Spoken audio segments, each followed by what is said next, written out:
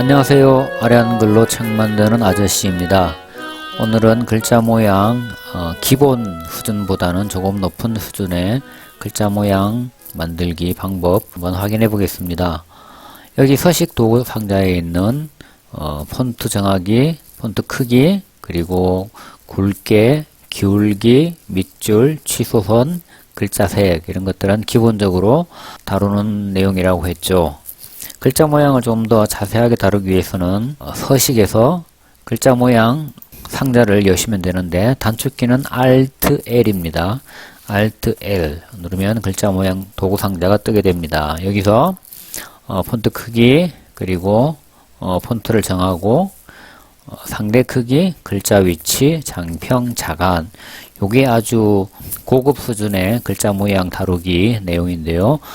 나중에 마지막에 다시 설명드리기로 하고요.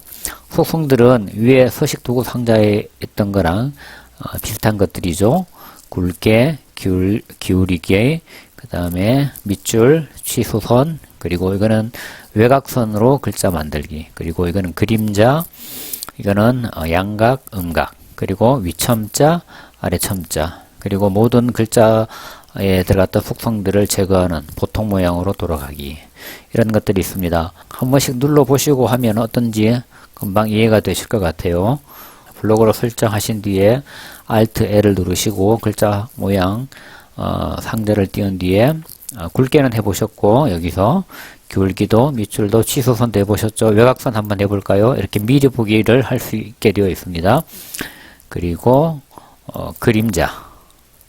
그림자는 여기서 또 다르게 속성을 더 정해줄 수가 있습니다. 다시 살펴보기로 하고요.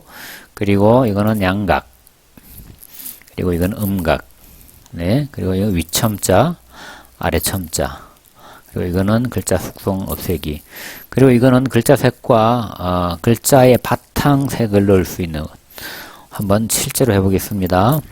노란 바탕에 검은 글씨, 그러면 이렇게 된다는 거죠. 아니면은 크리스마스가 다가오고 있는데 파란 바탕에 초록 글씨, 굵게, 그리고 그림자, 좀 과하네요.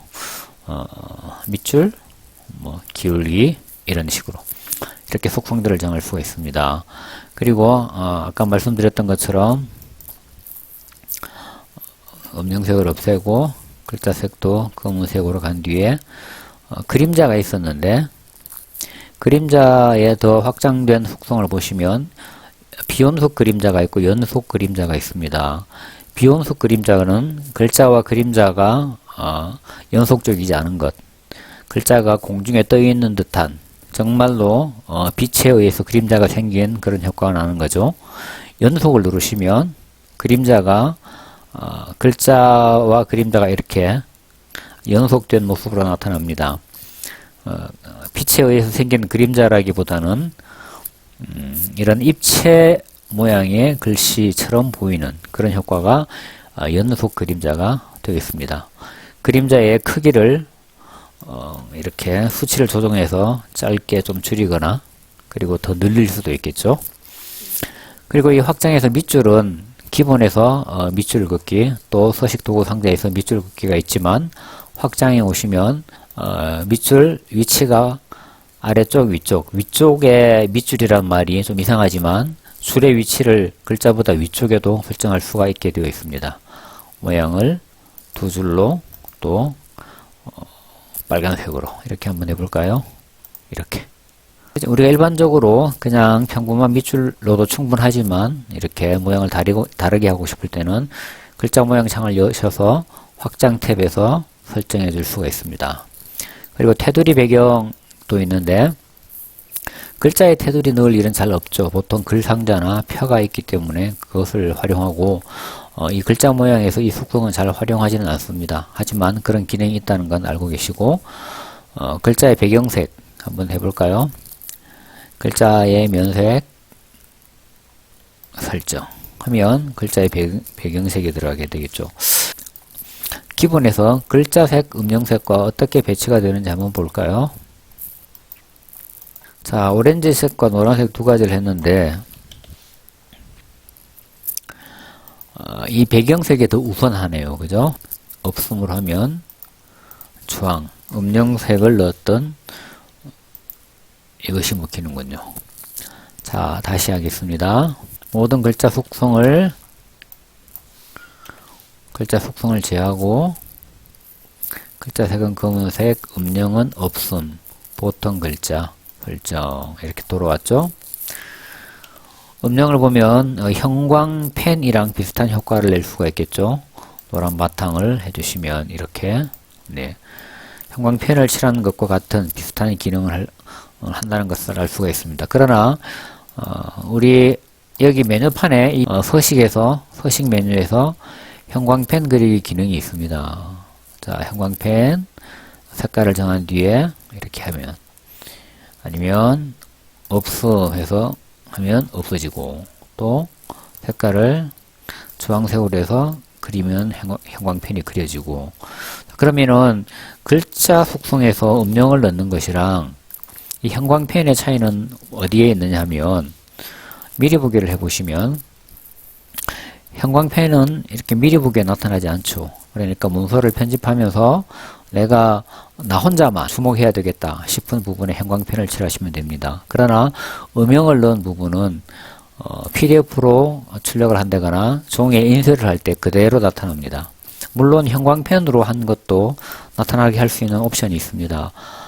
인쇄에서 설정해 보시면, 제 집에 프린터기가 없어서 형광펜은 인쇄에서 옵션을 선택해 줘야만 프린터가 되고, 그러지 않는 이상은 화면상에만 나타나는 겁니다. 음영은 한번 설정을 해두면 프린트로도 인쇄를 해도 이 색이 그대로 인쇄가 되고 PDF로 내보내도 그대로 나가게 됩니다. 자, 이제 뭘 보려고 하냐 하면, 블로그 설정하고 Alt L, 장평과 자간의 개념에 대해서 한번 살펴볼게요. 장평은 글자 한자의 폭을 이야기하는 겁니다. 100%가 원래 설정된 폰트의 크기지만 90으로 잡으면 글자 한자의 폭이 90%로 줄어들게 됩니다. 50에서 200%까지네요. 50%까지, 50에서 절반이겠죠. 비교해 보시면 원래 같은 모양의 글자였는데 절반의 폭에 내자가 다 들어갔습니다. 다시 200으로 한번, 200% 하면 2배가 되겠죠. 두 자가 아래 내자만큼 폭이 되었습니다. 이렇게 장평은 글자 한자의 폭을 결정해 주는 것이고요. 그 다음에 자간은 글자와 글자 간격 사이를 줄이거나 늘려줍니다. 미리 보기를 한번 어떻게 변하는가 한번 보세요. 올려주면 글자 간격이 늘어지고, 좁혀주면 글자 간격이 좁아집니다. 주로 글자를 아주 미세하게 조정할 필요가 있을 때 이걸 이용해서 문서 모양을 만들기도 하죠. 마지막으로 꼭 설명드리고 싶은 것은 이 상대 크기에 대한 개념입니다. 상대 크기가 무엇인지 잘 아시면 필요할 때 적절하게 활용할 수 있겠습니다. 자, 이런 저는 수험서를 많이 만들고 있는데 이런 문제가 있다고 한번 가정을 해보겠습니다. 보통 문제를 만들 때 문제 지문은 고딕 계열로 많이 가고요. 이렇게 문제 번호는 같은 고딕 계열로 가지만 문제 지문보다는 좀 더 크게 만들 경우가 많죠. 예를 들어서 14 이렇게. 그리고 지문 같은 경우에는 문제 지문과 앞 자리를 맞추는 경우가 많습니다. 그래서 들여쓰기 문단 모양에서 다음 시간에 문단 모양에 대해서 다시 자세히 말씀드리겠지만, 일단 조금 보시면 문단 모양에서 이렇게 적당한 선을 조절해서 문항은 문제의 첫 줄과 보통 맞추는 경우가 많죠. 자, 이럴 경우에 우리가 문제 번호를 14포인트, 문제는 10포인트로 뒀었는데 이렇게 하면은 모양은 괜찮아 보이죠? 그런데 어떤 문제가 있느냐 하면, 예를 들어서 문제의 지문이 길어졌을 때, 예를 들어서 문제의 지문이 3줄까지 길어졌다고 한번 가정했을 때, 이 첫 번째 줄과 두 번째 줄의 간격과 두 번째 줄과 세 번째 줄의 간격이 달라지게 됩니다. 왜냐하면 이 문제 문단에 줄 간격은 160%인데 첫 번째 줄, 두 번째 줄은 이 번호 크기의 기준의 160%이고 두 번째 줄, 세 번째 줄은 이 지문 크기의 160%가 되기 때문입니다. 자, 문제도 앞줄을 한번 맞춰보겠습니다. 이렇게 한 문단 안에서 앞줄을 두 번째 줄부터 어느 위치에서 맞추고 싶을 때는 맞추고 싶은 위치에 커서를 두고 Alt 탭을 누르시면 이렇게 앞줄이 맞게 됩니다. 다음 시간에 다시 자세히 설명드리겠습니다. 문제 번호를 문제 지문보다 크게 나타내기 위해서 폰트를 크게 하면 지문이 한 줄일 경우에는 문제가 없는데 지문이 두 줄, 세 줄로 늘어났을 때 첫 번째, 두 번째 줄과 두 번째, 세 번째 줄 사이의 간격이 달라진다는 문제가 발생합니다. 그럴 경우에 폰트 크기를 문제 지문과 같은 10포인트로 두면 다시 줄 간격이 동일해지겠죠. 이렇게 둔 상태에서 블록을 설정하고 Alt L 글자 모양 상자를 연 뒤에 상대 크기를 130 정도로 키웁니다. 자, 글자가 커졌죠? 조금 더 키워보겠습니다. 150까지 한번 키워보겠습니다. 번호가 많이 커졌는데 줄 간격이 동일하게 변하지 않았습니다. 무슨 말이냐 하면 글자가 커졌지만 눈에 보이는 모양은 커졌지만 실제 폰트 크기는 10이고 단지 상대 크기를 키웠을 뿐입니다. 그래서 이 줄 간격이 10 폰트 기준의 160%이기 때문에 줄 간격이 변동이 없는 것입니다. 자, 그러면 어떤 문제가 발생하죠? 이 윗선 라인이 맞지 않습니다. 이것을 어떻게 조정하느냐? 블록을 설정하시고 Alt L 글자 모양에서 글자 위치가 있습니다. 플러스를 넣으면 밑에 미리 보기를 한번 보시면 수치를 올리면 글자가 밑으로 내려가고 숫자를 내리면 글자가 위로 올라가는 것을 보실 수가 있습니다. 그러니까 이 번호 같은 경우에는 조금 내려야 되겠죠. 문제의 윗선과 맞추기 위해서. 그러면 내리기 위해서 플러스 수치를 넣어야 되는데 대충 20 정도를 한번 넣어 보겠습니다. 이렇게 내려왔습니다.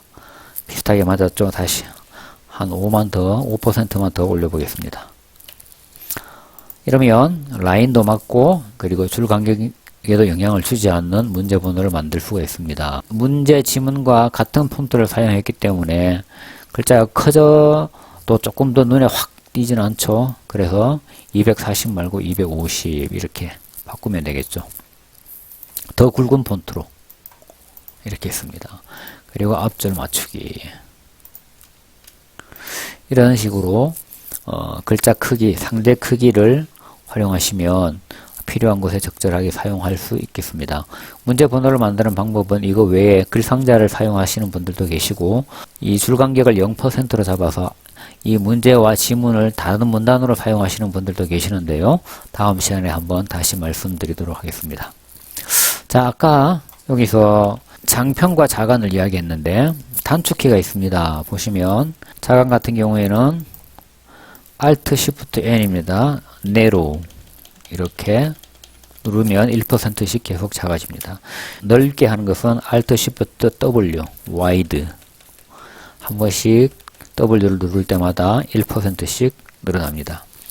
그리고 글자 크기도 단축키가 있는데요. Alt Shift R 하면 한 포인트씩 줄어듭니다. Alt Shift E 하면 한 포인트씩 늘어납니다.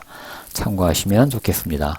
자, 오늘은 글자 모양 조금 중급 과정까지 설명드렸고요. 다음 영상에서는 문단 모양 기본 수준보다는 조금 높은 중급 수준의 팁들을 영상으로 만들어 보겠습니다. 여기까지입니다. 감사합니다.